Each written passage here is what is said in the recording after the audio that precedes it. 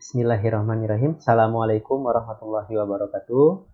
Teman-teman, kali ini kita memasuki tahun ajaran baru dan kita akan memulai di bab 1 kita, yaitu tentang apa ya? Nah, struktur dan fungsi jaringan tumbuhan. Nah, kita mau pelajari apa aja nih di struktur dan fungsi jaringan tumbuhan, ya? Walaupun secara sekilas kita bisa tahu bahwa yang akan kita pelajari ini semuanya akan tentang tumbuhan. Sebelum itu, mari kita renungkan ayat yang Ustadz kutip dari surat Al-Baqarah ayat 22. Pada ayat ini Allah berfirman, A'udzu billahi minasy syaithanir rajim. Bismillahirrahmanirrahim. الذي جعل لكم الأرض فراشا والسماء بناء وأنزل من السماء ماء فأخرج به من الثمرات رزقا لكم فلا تجعلوا لله أندادا وأنتم تعلمون. Pada ayat ini Allah menyampaikan bahwa Allah lah yang menghamparkan bumi sebagai tempat yang akan kita injak, tempat kita berdiri, dan langit sebagai atapnya. Jadi maksud atap ini ketika kita melihat ke atas, di sanalah langit kita.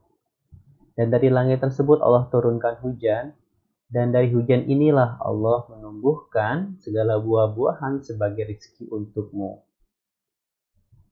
Maka dengan apa yang sudah Allah berikan kepada kita, jangan pernah sekali-kali kita menduakan Allah Subhanahu wa Ta'ala. Padahal kita tahu sendiri bahwa begitu banyak nikmat yang sudah Allah berikan kepada kita, dan hanya Allah lah yang memberikan. Tidak ada Tuhan lain yang mampu memberikan apa yang Allah berikan.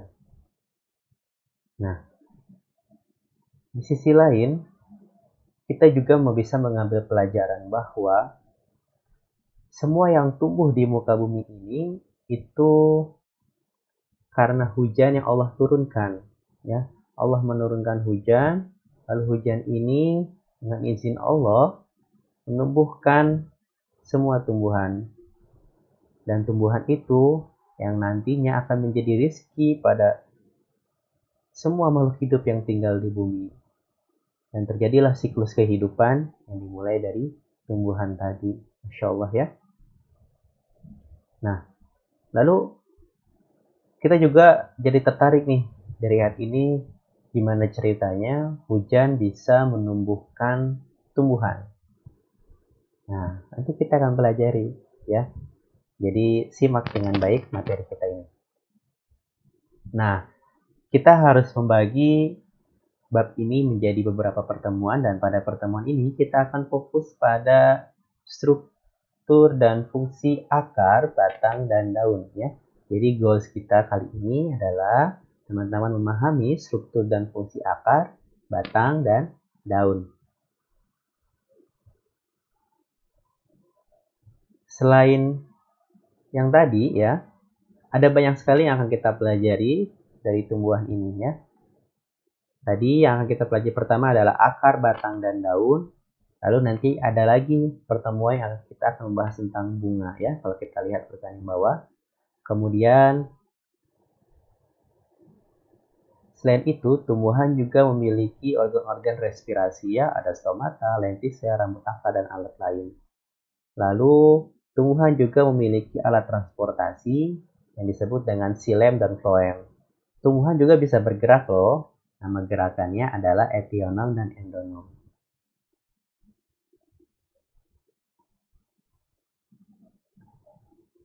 Nah, coba teman-teman bayangin ya. Teman-teman pernah pasti ya ke taman-taman kota gitu ya, atau ke tempat wisata yang banyak sekali tumbuhan-tumbuhan yang masih sangat alami, dan tumbuhannya itu tidak seperti tumbuhan-tumbuhan yang tumbuh di depan rumah kita gitu ya. Jadi pohonnya itu tumbuh sangat tinggi. Akarnya di tanah, daunnya itu bermeter-meter tingginya jauh dari tanah. Nah, kalau benar bahwa air yang turun ke tanah itu akan diserap oleh pohon itu untuk menjadikan itu jadi buah, sedangkan buahnya itu ada di atas, daunnya ada di atas yang jauh, sangat tinggi sekali. Nah, bagaimana caranya air ini bisa naik ke atas? Emangnya pohon punya pompa air? Nah, ini yang akan kita pelajari juga ya.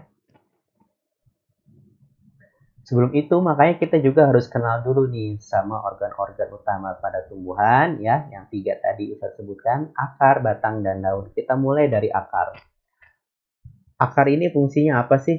Nah, yang pasti yang sudah kita ketahui bahwa akar ini fungsinya untuk menambatkan dan memperkokoh berdirinya tumbuhan. Kalau nggak ada akar, pohonnya jatuh gitu ya, karena nggak ada pegangannya. Lalu akar ini juga lah yang menyerap air dan garam mineral yang ada di dalam tanah, gitu ya. Karena air adanya di dalam tanah ya, bukannya. Jadi bukan seperti kita yang kita mengambil air lewat mulut kita yang ada di atas. Nah, tumbuhan, jadi kalau misalnya kamu nyiram pohon ya, misalnya nih, kamu nyiram pohon, airnya kamu sengaja tumpahkan ke daun. Bukan berarti tumbuhan itu akan meminum air itu langsung dari daunnya, tidak. Tapi tumbuhan itu menyerap air dari dalam tanah. Maka yang perlu disiram adalah akarnya. Lalu selain itu, akar juga berfungsi sebagai tempat penyimpanan cadangan makanan. Pernah nggak kamu makan makanan yang berasal dari tumbuhan dan makanan itu tersimpan di dalam tanah seperti kacang, kemudian ubi, lalu singkong gitu ya. Nah, itu adanya dalam tanah. Artinya akar juga dijadikan oleh tumbuhan sebagai tempat penyimpanan cadangan makanan sehingga kita bisa memanfaatkan akar tumbuhan sebagai makanan juga. Lalu akar juga berfungsi sebagai alat untuk bernafas, gitu ya. Nafasnya tumbuhan gimana sih? Ayo gimana? Apa yang dibutuhkan oleh akar? Apa? Kalau manusia butuhnya oksigen, nah kalau akar justru butuhnya karbon dioksida untuk produksi fotosintesis. Loh, gimana sih ceritanya? Kok yang diserap karbon dioksida? Nah, nanti ada babnya ya, kita akan belajar bagaimana akar ini bernafas dan bagaimana akar ini memanfaatkan gas tadi untuk dijadikan makanan. Nah, sekarang yang perlu kita tahu adalah tumbuhan ini ada 2 sistem perakaran. Ada akar tunggang, ada akar serabut tuh. Maksudnya apa nih akar tunggang, akar serabut? Nah, kita lihat aja nih langsung ke gambarnya. Teman-teman lihat di sini.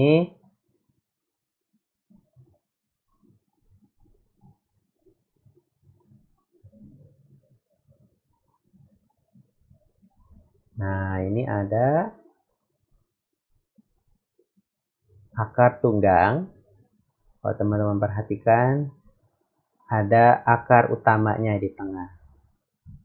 Nah, ini namanya jenis akar tunggang, yaitu akarnya ada akar satu ya, akar utama yang menjadi pengokohan tumbuhan itu sendiri. Lalu di sekitar akar utama itulah baru ada akar-akar cabang yang bentuknya seperti serabut. Nah, fungsinya ini untuk memperluas area penyerapan dari akar itu sendiri. Kalau akarnya cuma satu ini, berarti kan penyerapan itu cuma sekitar akar ini saja ya. Tapi dengan adanya serabut-serabut akar ini, maka area penyerapannya akan jadi lebih luas. Contohnya apa? Contohnya ini ada pada tumbuhan dikotil. Apa tuh dikotil? Nah, nanti ya. Contohnya misalnya kalau mau tahu ya, contohnya pohon mangga, pohon wortel, terus ada juga pohon rambutan. Nah, di sebelahnya ada gambar akar serabut. Nah, kalau akar serabut lihat dia punya akar utama nggak? Enggak ya. Dari pangkalnya langsung ada akar yang bentuknya seperti serabut-serabut seperti ini ya, banyak. Ini Contohnya ada pada tumbuhan monokotil, ya, seperti pohon padi, jagung, rumput, gitu ya.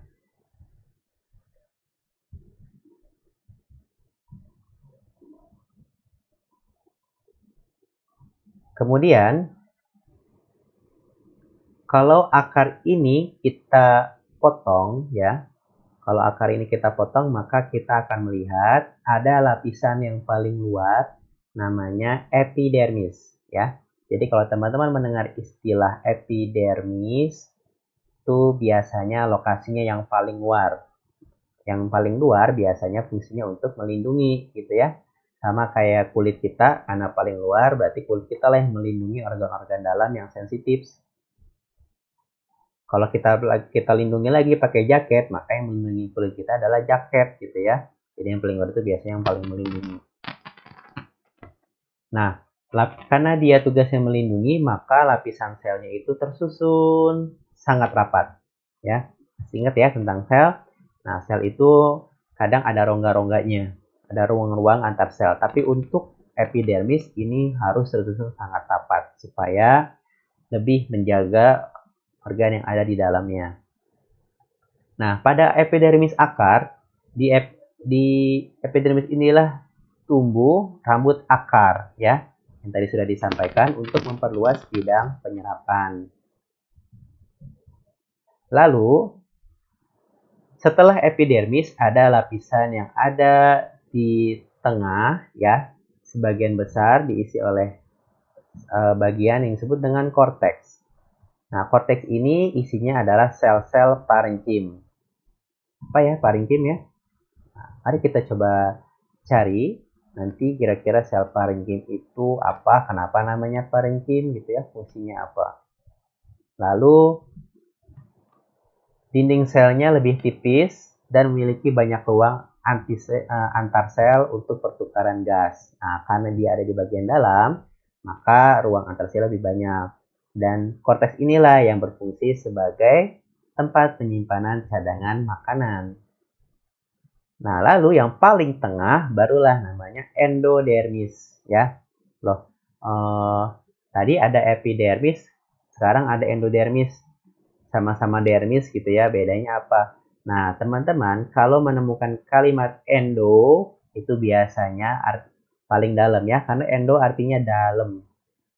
Lalu, kalau ketemu istilah exo ya, itu exo lawannya endo, berarti exo itu paling luar.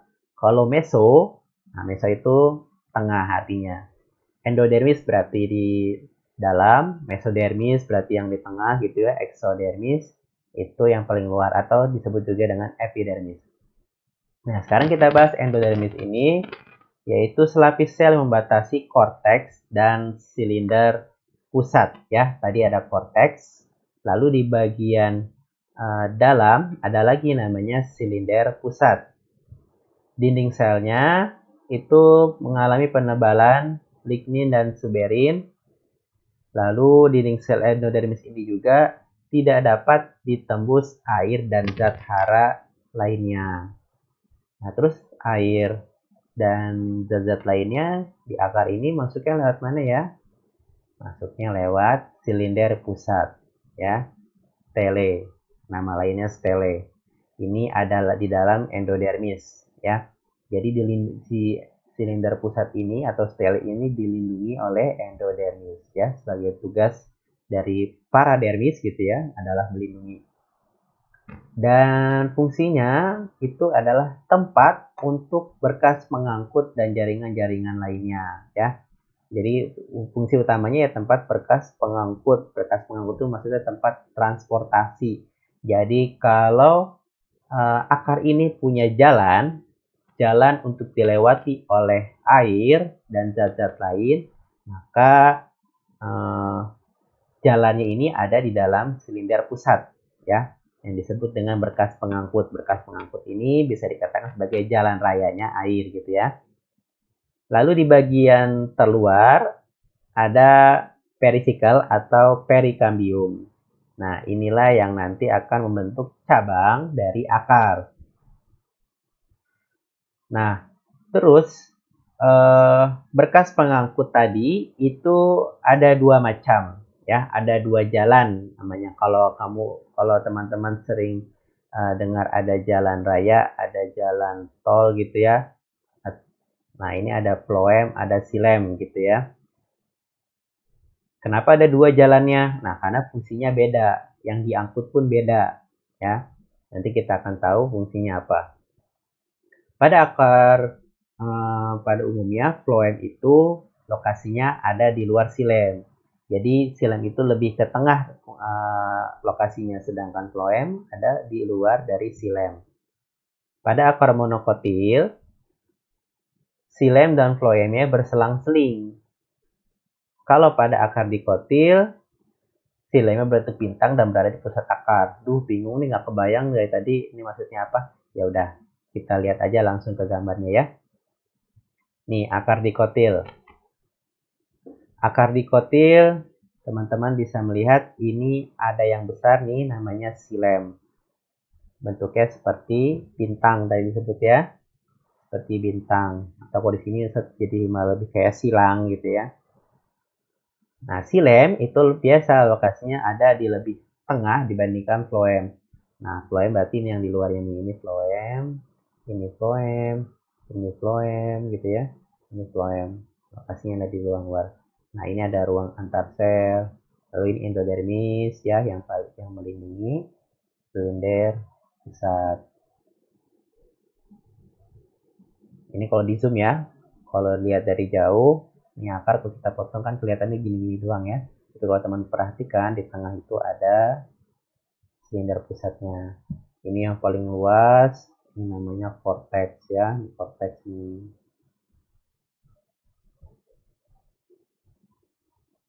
Lalu yang paling luar yang melindungi adalah epidermis.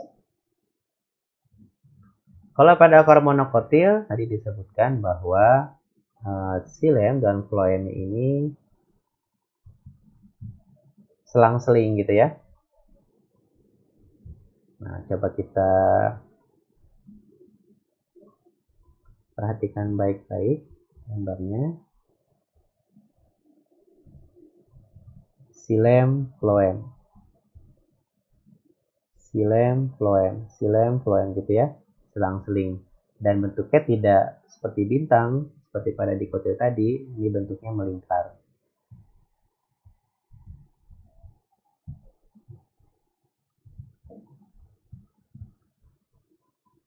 Dan organ-organ lainnya sama seperti tadi pada dikotil ya.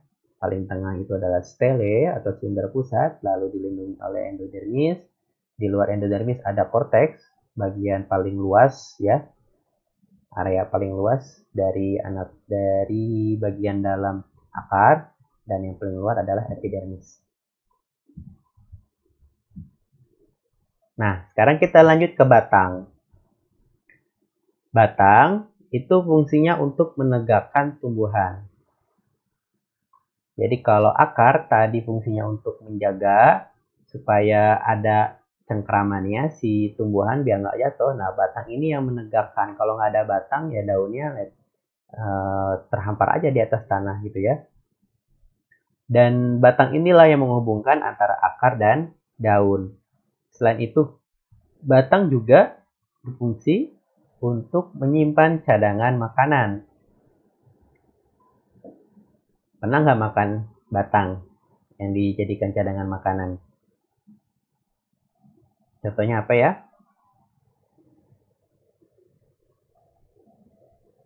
Ayo, silakan dicari contohnya ya. Keluhnya yang manis-manis. Terus, pada batang juga ada buku dan ruas gitu ya. Bukannya buku yang kita sering baca ya.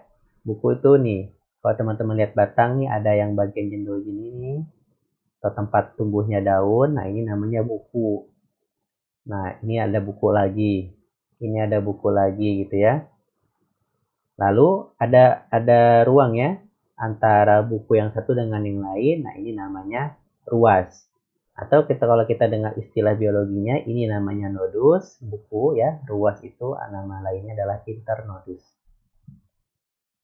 Buku, Tadi ya, fungsinya untuk tempat melekatnya daun. Lalu untuk bagian dalamnya sama seperti akar, bagian luarnya dilindungi oleh epidermis. Selain itu, batang juga memiliki kutikula. Gitu ya, apa sih kutikula? Nanti ya, ada pertemuan yang akan menjelaskan lebih jauh tentang jaringan-jaringan ini. Lalu bagian yang paling luas adalah korteks. Korteks seperti biasa itu selalu disusun oleh sel parenkim dan memiliki banyak ruang antar sel.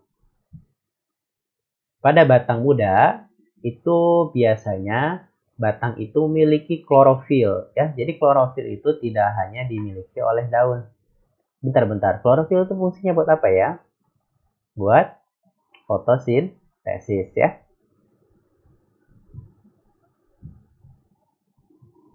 Lalu bagian dalam ada endodermis yang melindungi bagian tengah. Apa yang bagian tengah? Stele ya. Nah, di dalam stele ini biasa ada apa? Bekas pengangkut, yaitu si double team, xilem, dan phloem. Nah, sekarang saya kasih tahu ya fungsi dari xilem dan phloem. Xilem itu yang berfungsi untuk mengangkut air dan garam mineral dari akar ke daun, gitu ya.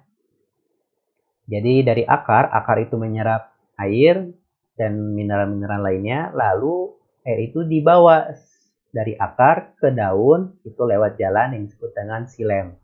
Dan phloem itu jalur untuk menyebarkan hasil fotosintesis ke seluruh tubuh tumbuhan. Jadi air yang tadi dibawa ke daun sama daun dibuat untuk proses fotosintesis. Setelah fotosintesis, maka dihasilkanlah produk darinya yaitu karbohidrat. Karbohidratnya nanti akan disebarkan lewat jalan yang disebut dengan phloem ke seluruh tubuh tumbuhan. Jadi tumbuhannya bisa terbagi rata dan bisa tumbuh dengan baik. Pada batang dikotil, berkas pengangkutnya itu bentuknya lingkaran ya. Kalau di akar kan tadi berkas pengangkutnya si lemnya bentuknya kayak bintang gitu ya. Lalu si phloemnya di sekitarnya. Nah, tapi kalau pada batang bentuknya melingkar. Xilem biasa ya ada di bagian lebih dalam dari phloem. Lalu di antara xilem dan phloem ada cambium. Nah, kalau pada monokotil itu tidak seperti dikotil yang rapi gitu ya, dia lebih tidak teratur dan tidak memiliki kambium. Nah, biar kebayang langsung aja deh kita lihat gambarnya. Ini adalah penampang dari batang dikotil ya. Nah, perhatikan. Ini namanya, ini yang melingkar, xilem dan phloem ya, berkas pembuluh. Nah, ini ada bagian yang gelap, ada bagian yang lebih terang. Nah, bagian yang lebih terang ini, tadi apa yang lebih dalam? Xilem ya. Dan yang bagian yang paling luar adalah phloem. Nah, kalau diperbesar lagi seperti ini ya. Ini xilem dan ini phloem. Dan di antara xilem dan phloem terdapat cambium. Dan di bagian tengah ada empulur. Sedangkan pada monokotil, lihat, dia tidak melingkar ya. Dia bentuknya tersebar gitu ya, nggak rapi. Ada di mana aja gitu ya. Tapi tetap posisinya. Xilem ada di lokasi yang lebih dalam atau lebih tengah dari phloem. Sekarang daun ya. Daun itu umumnya berwarna hijau. Ada nggak ya daun yang nggak warna hijau? Ada dong ya. Contohnya tadi ya di depan rumah setting ada namanya pohon pucuk merah, atau di Siwa juga banyak sekali pohon pucuk merah. Jadi kenapa namanya pucuk merah? Karena daun yang paling pucuk, yang paling atas atau daun-daun mudanya gitu ya, yang baru tumbuh itu warnanya merah, bukan hijau. Kok bisa ya? Nanti kita cari tahu. Bentuknya lebar dan pipi. Dan seperti lembaran gitu ya kelihatannya. Lalu di daun biasanya ada tulang daun, gitu ya. Kalau pada monokotil, biasanya tulang daunnya melengkung sejajar. Kalau pada dikotil, itu menyirip dan menjari.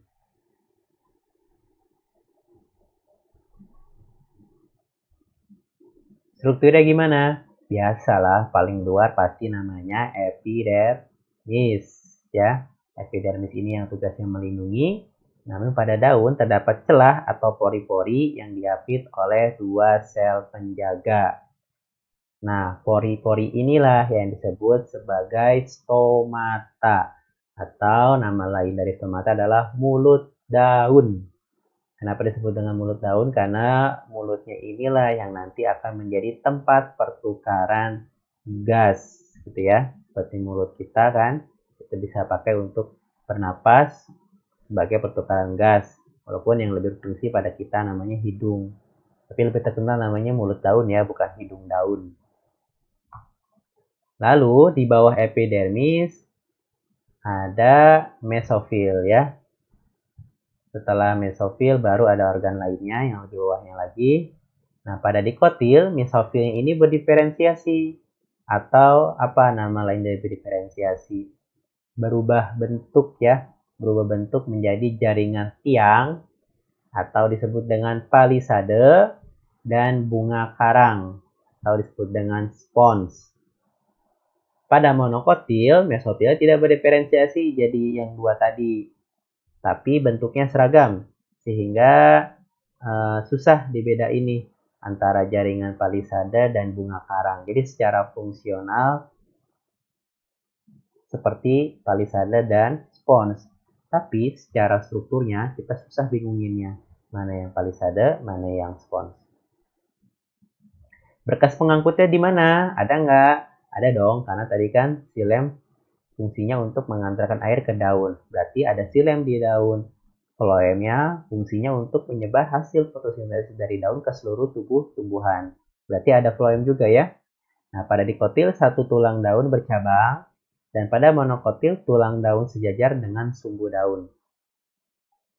Fungsi tulang daun inilah ya sebagaimana fungsi dari silem dan floem, yaitu mengangkut air dan hasil fotosintesis ke seluruh tubuh tumbuhan. Ini kalau kita lihat ya, daun yang paling tengah ada akar, ada tadi ya, ada tulang-tulangnya. Di dalam tulang inilah ada floem dan silem. Ini epidermis paling atas, di bawahnya tadi ya, mesofil yang berdiferensiasi menjadi jaringan palisade dan jaringan spons. Nah, ini bentuknya seperti ini ya, palisade, ini spons. Lalu epidermis lagi, epidermis yang ada di bawah. Kalau pada monokotil, kita namanya mesofil aja ya, karena strukturnya sama aja. Dan di tengahnya ada berkas pembuluh ya, di tulang, bagian tulangnya ada silem dan floem. Nah, ini kalau teman-teman melihat ada celah, ada pori-pori seperti ini, ya, seperti celah di antara batu-batu ya, kalau kita nanti kayak kalau misalnya di batu nih ada retakan gitu ya. Nah, ini namanya stomata. Disinilah nanti pertukaran gas terjadi. Oke, materinya sudah terlalu banyak, kita cukupkan dulu. Nanti sampai ketemu lagi di kegiatan di dalam kelas. Kita akan eksplor lebih jauh lagi dengan kegiatan yang lebih menarik ya. Nggak kayak sekarang yang cuma ceramah aja. Nanti kita akan coba lihat, kita eksplor ke lingkungan yang ada di sekitar kita. Kita langsung lihat aja ketumbuhannya langsung. Mana yang namanya tulang daun, mana sih yang namanya serabut, mana sih yang namanya rambut akar gitu ya. Mana yang namanya buku, mana yang namanya ruas. Nanti kita lihat aja. Kali ini kita sudahi dulu dengan doa kafaratul majelis. Subhanakallahumma bihamdika asyhadu an la ilaha illa anta astaghfiruka wa atubu ilaik. Assalamualaikum warahmatullahi wabarakatuh.